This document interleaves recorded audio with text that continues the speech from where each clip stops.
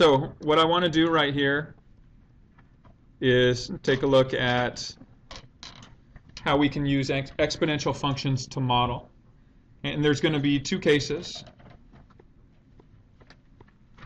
growth and decay. And each case is based on really the same model with just one slight variation. And the growth model is going to look like this. It's going to be an equation y equals some number times a growth factor to some power. Okay, the difference between that and the decay model is the decay model is going to be an equation with some initial amount, A, times a decay factor. The decay factor is going to be 1 minus R. So the only difference is that the base of our power in a decay is less than 1. The base of our power in a growth is greater than 1. Okay, and so let's take a look at what these pieces mean. Okay, so in both of them, A is going to be some initial amount. Okay, whether it's what you start with or what you paid for something. Okay, the R value is going to be some rate or percent increase or decrease.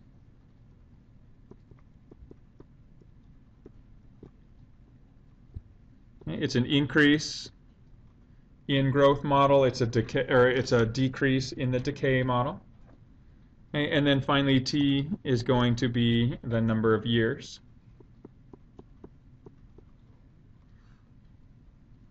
And it all depends on what you're being asked to do in order to determine which of these models to use. So like I said, if the base of your power is a value greater than 1, this is called a growth factor.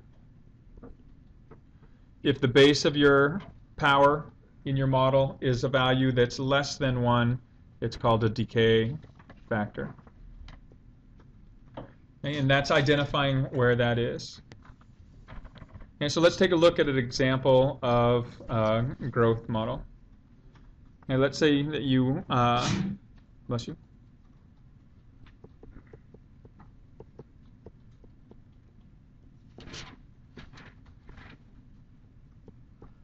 And so a ring is purchased for $500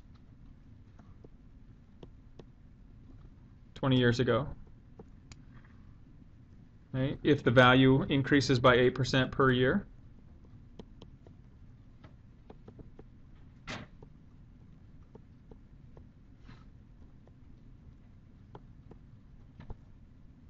and then find the value today.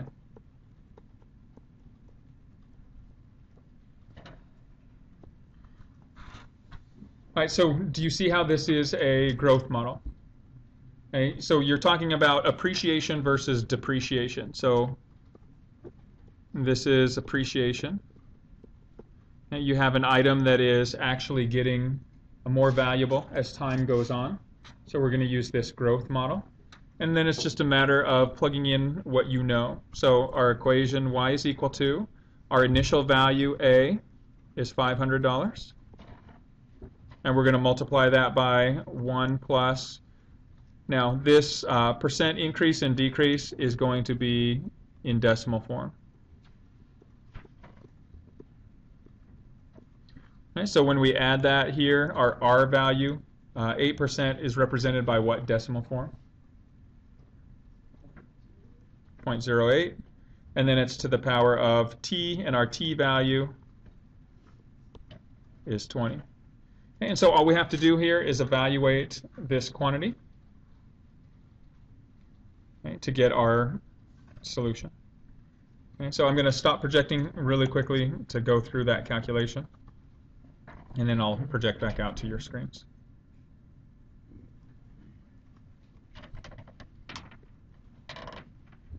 All right, so when we look at this, okay, now some of you tend to use the solve feature when you don't need to. I mean, it's possible you can use the solve feature and it would work on this. However, all you need to do in order to solve this is to evaluate your expression. So if we just type in 500 times our quantity 1.08, you can either manually do it like I did, combine those, or you can leave it as 1 plus 0.08, and then to the power of 20. When I calculate that, I get my solution, which is 2,330 and about 48 cents. So we wind up with 2330.48 for our appreciated value. Okay, let's take a look at a case of decay. Okay, so decay is synonymous with depreciation. Okay, so something that is getting less and less valuable as time goes on. Okay, so let's say you buy a car for $9,000. So if this car depreciates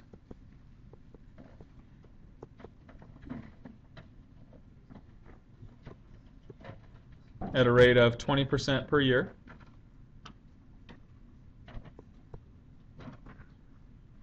when will the car be worth $1,000?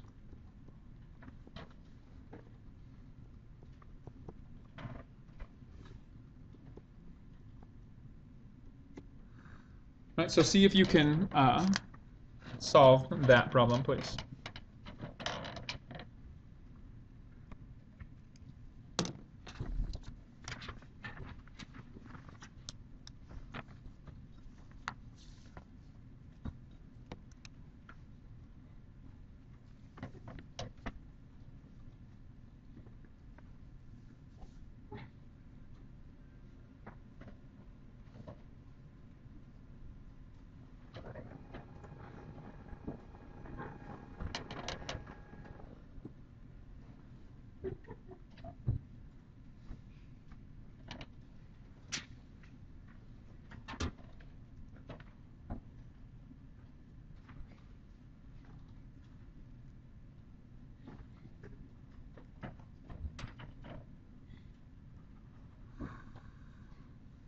Right, so the first thing is to identify that you're dealing with a decay model. It specifically tells you it's depreciating, but you identify, is it getting more valuable or less valuable?